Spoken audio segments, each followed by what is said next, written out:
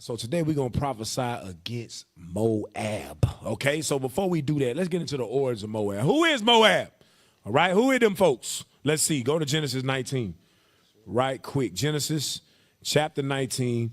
Let's go to verse 29 real quick. Genesis 19:29. Let's deal with the origins of Moab. Moab is the so-called Chinese today. Watch this, read. The book of Genesis, chapter 19 and verse 29. Go ahead. And it came to pass when God destroyed the cities of the plain, that God remembered Abraham and sent Lot out of the midst of the overthrow, when he overthrew the cities in which Lot dwelt. Right. So the Lord destroyed Sodom and Gomorrah with fire and brimstone. Right? Go ahead. And Lot went up out of Zoar and dwelt in the mountain, and his two daughters with him. For he feared to dwell in Zoar, and he dwelt in a cave, he and his two daughters. Now remember, his wife looked back, right? And she became a pillar of salt because of it, right? Go ahead. And the firstborn said unto the younger, Our father is old, and there is not a man in the earth to come in unto us after the manner of all the earth. So his daughters came up with a plan. They said, well, our father is old. We just saw fire and brimstone rain down upon Sodom and Gomorrah. So they figured there was no more man around for them to sleep with to bring forth children. Go ahead. Come, let us make our father drink wine, and we will lie with him, that we may preserve seed of our father. Go ahead. And they made their father drink wine that night, and the firstborn went in and lay with her father, and he perceived not when she lay down, nor when she arose. So she slept with her father. She got him drunk and had sex with him. Go ahead. And it came to pass on the morrow that the firstborn said unto the younger, Behold, I lay yesternight with my father. Go ahead. Let us make him drink wine this night also. Go ahead. And go thou in and lie with him, that we may preserve seed of our father. And they made their father drink wine that night also. And the younger arose and lay with him. Go ahead. And he perceived not when she lay down, nor when she arose. So they got him so drunk, they both had sex with him 2 different nights. They got him that drunk, all right? Now, if you're thinking this, somebody in their mind is trying to be clever and say, oh, God allowed incest. Well, that was how these 2 nations, this is the beginning of nations, all right? Lot's children had to have descendants, all right? He only had daughters. Go ahead. Thus were both the daughters of Lot with child by their father. And the firstborn bare a son and called his name Moab. So the firstborn name was Moab. Moab. Go ahead. The same is the father of the Moabites unto this day. So Lot is the father of the Moabites by his daughter. That's incest, obviously. We understand that today. But at this time, it's the beginning of nations. The Lord allowed it to bring forth this particular race into the earth. Go ahead. And the younger, she also bare a son and called his name Ben-Ami. The same is the father of the children of Ammon unto this day. So Ammon comes from Ben-Ami, okay? Ben-Ami. So you got Moab and you got Ammon. Now, I want you to go to Leviticus real quick because the Most High did write this in his law. Go to Leviticus 18 real fast. Go to chapter 18, verse 7. The book of Leviticus 18 and verse 7. The nakedness of thy father or the nakedness of thy mother thou shalt not uncover. She is thy mother. Thou shalt not uncover her nakedness. So the Lord had a law when we came out of Egypt to not lay with your father or lay with your mother. Like we said, they call it incest. And what it causes is it causes different diseases and sicknesses, right? When you have the father lay with his daughter, that scientifically, that DNA is too close together. You understand what I'm saying? And it causes Down syndrome. It causes different sicknesses, right? Now, I want to show you. Pull up Mongoloid real quick. I think I had some images there. Give me a human race first. So if you notice, the so-called Japanese and the so-called Chinese, Moab and Ammon, they got a different look to themselves. They have a Mongoloid look, as they call it, a slant to their eyes. So you got the black man. You got the so-called white man. You have Moab, or the Asian, right? And then you have the so-called Arab. Now, look at the Asian. Look at his eyes. Now, they weren't always light like this, all right? Before time, in the beginning, we're going to show you some ancient pictures of Moab. They were dark-skinned people with woolly hair. They were descendants of Lot. You understand what I'm saying? So what we're looking at right here, and Lot was a Hebrew, by the way. So we're looking at right here, we're looking at these eyes, the slants of the eye. They call this the human race, but the human race got different phenotypes, okay? Go to the next one.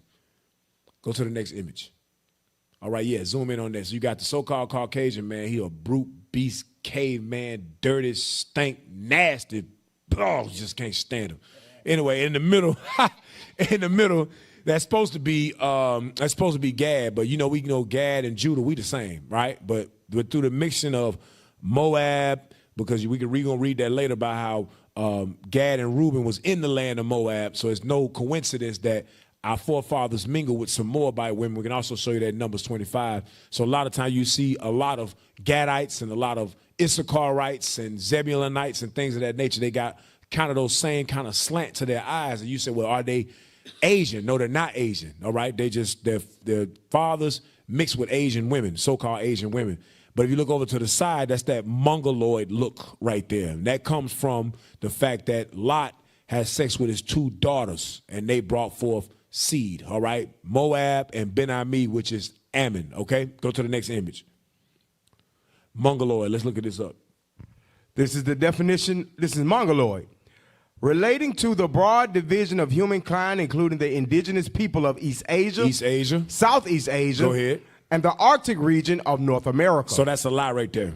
You see that Arctic region of North America? That's the Bourbon Strait lie that they say Gad and Reuben, the Native American Indians, descend from Asians, and they came over on what they call the Bourbon Strait, right? But that ain't happened, okay? Now, go up. You see what it says, the first one? Yes, sir. Mongoloid. Old-fashioned term for a person with Down syndrome. This first was Down syndrome. Now, if you notice, people with Down syndrome, and we know we got our people, some of our people have Down syndrome. Some of us have family members that have Down syndrome. So obviously, we're not making fun of that for those of you that are sensitive. That's not the point of us bringing this up, but we're showing you where these people come from and why they look the way that they look. Now, go to the next image for me real quick. So you have 4 different types of what they call Negroid, Mongoloid, Caucasoid, and then Australoid. And Australoid is Japhet, right? They come from Australia. They were known as the white man called them the Tasmanians or the Tasmanian devil, right? That's where you get that cartoon, like Looney Tunes? I can't remember. Where he's spinning around, really, he's doing all that stuff like that. They try to make it seem like the native people of that land were beasts, right? They didn't have no intellect, wore loincloths and things like that. But now they had a civilization. So that's what they call Australoid. But you have Negroid, that's us. And then you have Mongoloid. Mongoloid, once again, comes from the father being Lot having sex with his 2 daughters. So that's the reason Moab looks the way that Moab looks, okay? So I hope y'all have some understanding when it comes to that. Now, I want you to give me, I just popped in my head. Go to Jeremiah 49, verse 1 real quick. I want to show you regarding, because you got, like I said, you got some Gadites and some Issacharites and so on and so forth that look Asian. You be like, why they look like that? Let me show you this. Come on. The book of Jeremiah, chapter 49 and verse 1. Go ahead. Concerning the Ammonites. So we're talking about the Ammonites, right? The sons of Ammon or Ben-Ami. Go ahead. Thus saith the Lord, hath Israel no sons? Have he no heir? Go ahead. Why then doth their king inherit God? Why did king inherit Gad? G-A-D, Gad. I know in your Bible say God. I know. I used to have that Bible. Go ahead. And his people dwell in his cities. And his people dwell in his cities. So that's the reason that you see that type of look, that slant to those eyes, and you automatically equate that with being Asian. No, they're not Asian. Our forefathers mixed with their mothers, and that's where that phenotype come from. Am I right? You've seen that before, right? We've all seen it, okay? So that's not far-fetched. It's not something that's just out of the ordinary. It actually happened, okay? So we see it on a daily basis. Now, as it pertains to Moab, I want you to give me the ancient map of Moab. Let's look at ancient map of Moab, because a lot of times you read the Bible and you read about Moab, and we automatically say, yeah, that's talking about the so-called Chinese, which it is. And we're going to show you that today.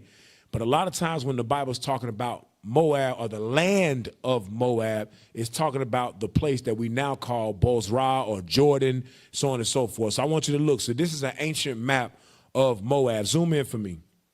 So you have Moab and Ammon. Now, on the left side, you had Judah, Philistia, Israel, all these areas right here. And this was occupied by our forefathers to the left of the Jordan. The Jordan River is right there in the middle, that big stage you see right there in the middle. Now, on the right side of Jordan, you had Reuben. Give me that real quick. In the book of Numbers 32. I'm going to show y'all something real quick. Numbers 32, verse 2 and 3, regarding Reuben and Gad. Watch this. The book of Numbers, chapter 32 and verse 2. Go ahead. The children of Gad and the children of Reuben Go ahead. came and spake unto Moses and to Eleazar the priest, and unto the princes of the congregation, saying, Adaroth and Dibon, Adaroth and Dibon. Go ahead. and Jazer, and Nimrah, and Heshbon, and Eleleh, and Shebam, and Nebo, and Beon. Even the country which the Lord smote before the congregation of Israel is a land for cattle, and thy servants have cattle. Go ahead. Wherefore said they, if we have found grace in thy sight, let this land be given unto thy servants for a possession, and bring us not over Jordan. Go back to that image. So that's why you got to read the Bible, and then you got to pull the map up. You pull the map up. You got to know what you're reading about. A lot of time we just read and we get bored and we just, oh yeah, goodbye, Nebo and Dibon. And no. Look where that place at. So you know what the hell you're talking about. Because I'm tired of these Christians coming up trying to challenge us by our own Bible. They don't know what the hell they're talking about. They come up and challenge us, and we don't know. I don't know, right? So you got the Dead Sea down here at the bottom, but above that you got the River Jordan. On this side, the River Jordan, you had Gad and Reuben. Now you see where it says Mount Nebo, and below it you have Moab, and to the right of it you had Ammon. So Gad and Reuben was always around Moab and Ammon. And mixed amongst them, and that's where that mongoloid look amongst the so-called Native American Indians and the so-called Seminole Indians and the so-called Northern Kingdom, all right? Or I'd say so-called, the Northern Kingdom, the so-called Hispanics and so on and so forth, all right? So we dwelt on that side. Our forefathers dwelt on that side of the River Jordan. That was a land that was good for cattle, so our forefathers asked Moses, could they occupy that land? And he gave them that land. So yeah, y'all can occupy that, no problem. And that's what we did. Go back to the first map. So I wanted to show you that right below that, you had Moab. So when you're reading about Moab in ancient times, you're reading about them being right above Edom and right below Ammon, okay? Now go to the next map I had. It's a white map. It's got a, that one right there. Pull that one back up for me. The one you just had. Yep. So you got Ammon, so you see Nebo, Medeba, Dibon, and Ker. Now, and Ker, I want to deal with that for a minute. So they was dwelling in this land right here, brothers and sisters. I want you to go to the book of Isaiah, chapter 15, verse 1. So we're going to do a lot of reading today. So if you don't like to read, this ain't the show for you today. Because we're going to jump into some reading today. But I want to deal with some prophecy regarding Moab. Because you see them there, and then you say, well, how in the hell they get to China? How they get way over there in the east? I'll show you that today. Reach that. The Isaiah chapter 15 and verse 1. Go ahead. Bring it The out. burden of Moab, because in the night Ar of Moab is laid waste and is brought to silence. Because in the night Ker of Moab is laid waste and brought to silence. So the burden of Moab, because in the night Ar. Now Ar, we just saw that on the map right there. I want you to go to Numbers 21, 15. So Ar, or AR, whatever you want to say, I don't know. Okay, I'm black, okay? But Ur was in the land of Moab, okay? Give me that. The book of Numbers, chapter 21 and verse 15. Go Bring ahead. it out. And at the stream of the brooks that goeth down to the dwelling of Ar, and lieth upon the border of Moab. Lie upon the border of Moab. Go ahead. And from thence they went to Beer. That is the well whereof the Lord spake unto Moses, gather the people together, and I will give them water. Watch this. Deuteronomy 2, verse 9. Deuteronomy chapter 2, verse 9. Yep. Deuteronomy 2, verse 9. Go ahead. And the Lord said unto me, distress not the Moabites, neither contend with them in battle. For I will not give thee their land for a possession, because I have given Ar unto the children of Lot So the Lord said he gave Ar to the children of Lot.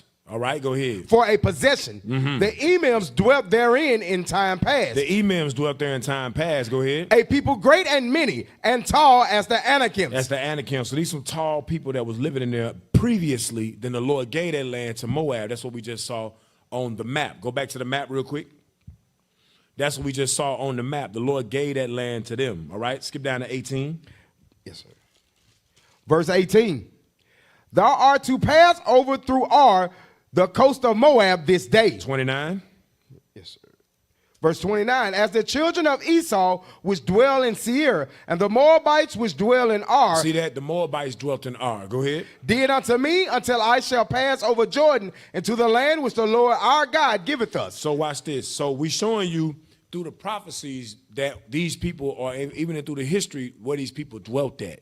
Originally, they dwelt south of Ammon, south of Reuben and Gad, in the land of Moab, okay? So Moab was much closer to the land of Israel in that time. So when we're reading about Moab in the scriptures, you got to be able to decipher, okay, is he talking about the people right now? Is he talking about the land right now? Is this future prophecy, or has this happened in the past? It's important for us to know this, brothers and sisters. So they dwelt in the land of right? So go back to Isaiah 15, verse 1 again. Isaiah 15 and verse 1. Go ahead. The burden of Moab, because in the night of Moab is laid waste and brought to silence. Go ahead. Because in the night of Moab is laid waste and brought to silence. Go back to the map. So it says in the night, So we see that right there where it says Ker. Now, Ker is the same as Kir Har Ashith, right? Or Kir Har Aseth. You have many different names of that, okay? Go to Ezekiel 25, verse 9. Yes, sir. Ezekiel 25, verse 9. Matter of fact, before you go there, go to 2 Kings 3. Because we're dealing with Ker, right? 2 Kings 3, verse 4. The book of 2 Kings, chapter 3 and verse 4. All right, pay attention to this. And Mesha, king of Moab, was a sheep master, and rendered unto the king of Israel 100,000 lambs, and 100,000 rams with the wool. Go ahead. But it came to pass when Ahab was dead. So when Ahab died, remember, Ahab was the husband to Jezebel. Ahab did much evil in the sight of the Lord. The Lord killed Ahab, okay? When Ahab died, though, Mesha, the king of Moab, rebelled against the Israelites. Go ahead. But when it came to pass when Ahab was dead, that the king of Moab rebelled against the king of Israel. So the king of Moab rebelled against the king of Israel. It's very important that you remember this. So he rebelled against the king of Israel. So Israel, Judah, and Edom, I know it sounds crazy, Edom, Judah, and Israel came up against Moab. All right, watch this. Skip down for sake of time. Verse 14. Yes, sir. So they inquired of the prophet, because the king of Israel, in his mind, he said, no, the Lord going to deliver us. The Lord brought us three together, me, Judah, and Edom together, and the Lord going to destroy us by the hand of Moab. So they were looking for a prophet that would tell them what was going to come to pass. All right, skip down to verse 14. Verse 14, and Elisha said, as the Lord of hosts liveth, before whom I stand, surely were it not that I regard the presence of Jehoshaphat, the king of Judah, I would not look toward thee, nor see thee. So I just wanted to show y'all that scripture to show you that the northern kingdom and the southern kingdom's beef was real. You see what Elisha the prophet just said to Jehoshaphat? He said, look, man, I only want to see your face. That's how sharp the contention was between them. Go ahead. Bruh. But now bring me a minstrel. And it came to pass when the minstrel played that the hand of the Lord came upon him. And he said, thus saith the Lord, make this valley full of ditches. He said, make this valley full of ditches. Go ahead. For thus saith the Lord, ye shall not see wind, neither shall ye see rain. Yet that valley shall be filled with water, that ye may drink, both ye and your cattle and your beasts. Watch this. And this is but a light thing in the sight of the Lord. Go ahead. He will deliver the Moabites also into your hand. He will deliver the Moabites into your hand. This is the prophet Elisha letting our forefathers know the Lord is going to destroy Moab and deliver them into your hand. Go ahead. And ye shall smite every fenced city and every choice city, and shall fell every good tree, and stop all wells of water, and mar every good piece of land with stones. Read. And it came to pass in the morning, when the meat offering was offered, that behold, there came water by the way of Edom, and the country was filled with water. Go back to that map real quick, show you what we're looking at. So as there came water, zoom out so we can see Edom. There you go. Bring it up. There you go. It said water was going to come by the country, or by the way of Edom, and the country was filled with water. So all of that, from where you're looking at right there, from the direction of Edom, all throughout Kir was filled with water. Okay, watch this. Keep reading. And when all the Moabites heard that the kings were come up to fight against them, they gathered all that were able to put on armor and upward, and stood in the border. And they rose up early in the morning, and the sun shone upon the water. And the Moabites saw the water on the other side as red as blood. So when they saw the water filling that land, they said, yo, that's blood. Because the sun, I don't know, reflected over it, or the early morning look of the sun when it first came up what they call it, sunrise, or what a sunrise. When sunrise came up, the way it looked on the water, it looked like everything was blood in front of them. Go ahead. And they said, this is blood. The kings are surely slain. They thought that Judah, Israel, and Edom got to fighting each other and killed each other. Go ahead. And they have smitten one another. Now, therefore, Moab to the spoil. He said, now for Moab to the spoil. They done killed each other. Read. And when they came to the camp of Israel, Go ahead. the Israelites rose up and smote the Moabites, so that they fled before them. But they went forward, smiting the Moabites, even in their country. So we went into Ker, where we were just reading, and we smote the Moabites. Okay, go ahead. And they beat down the cities.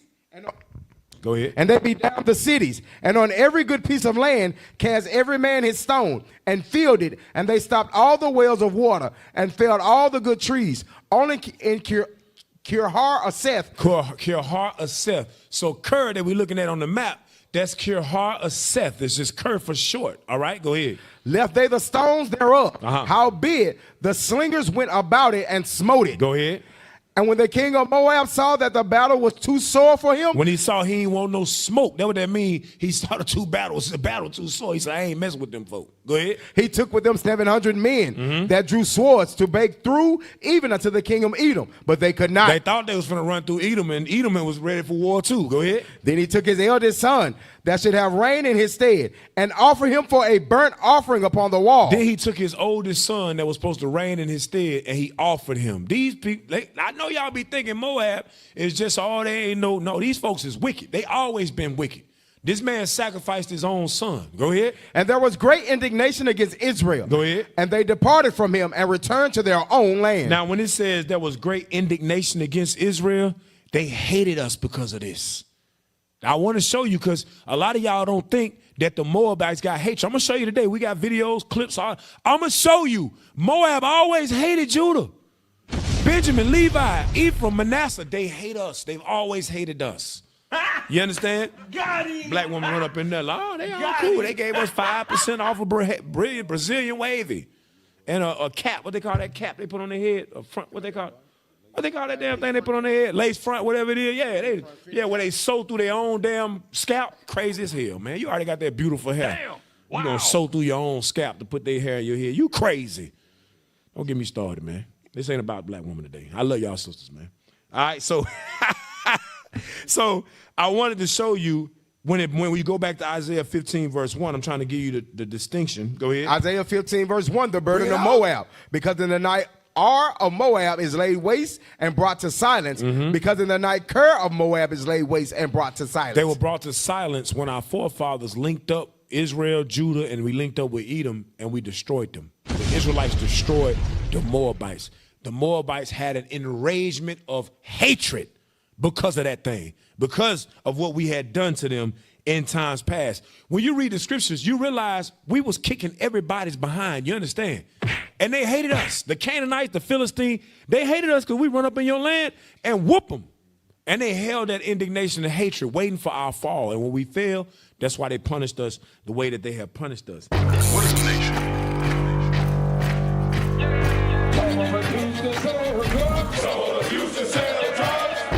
Nation is men leading by example.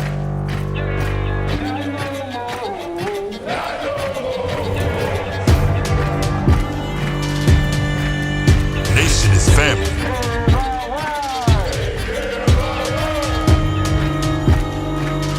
Nation